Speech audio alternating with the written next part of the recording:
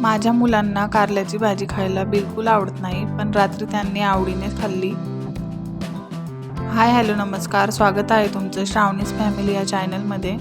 तर आज मी बनवणार आहे कारल्याची भाजी।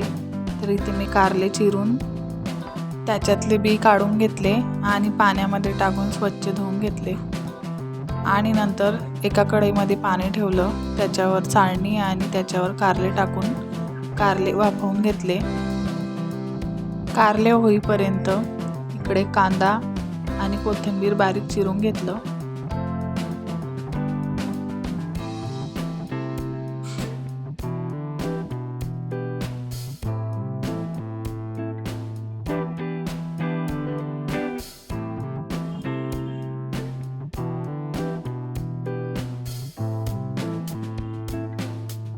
आणि इथे कारल्याचा मसाला तयार करायला घेतला। तर इथे मी शेंगदाण्याचे कूट, सुकं खोबरं, लाल मिरची पावडर, हळद, कांदा लसूण मसाला, गरम मसाला, कोथिंबीर, कांदा, तेल आणि थोडंसं पाणी टाकून मिक्स करून घेतलं। नंतर चवीनुसार मीठ टाकून घेतलं, परत एकदा मिक्स करून घेतलं। तोपर्यंत इकडं कारले सुद्धा शिजून झाले होते। नंतर मी कारले एका भांड्यात काढून घेतलं आणि त्याच्यातलं पाणी पिळून घेतलं।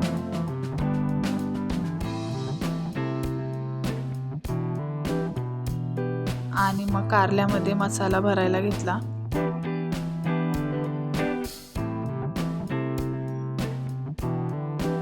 तर इथे मसाला भरून झाला होता। इथे गॅसवर कढई ठेवली, त्याच्यामध्ये तेल टाकून घेतलं। नंतर ठेचलेला लसूण, कांदा टाकून घेतला आणि कांदा लाल ब्राऊन होईपर्यंत परतून घेतला। नंतर त्याच्यामध्ये भरलेली कारली टाकली।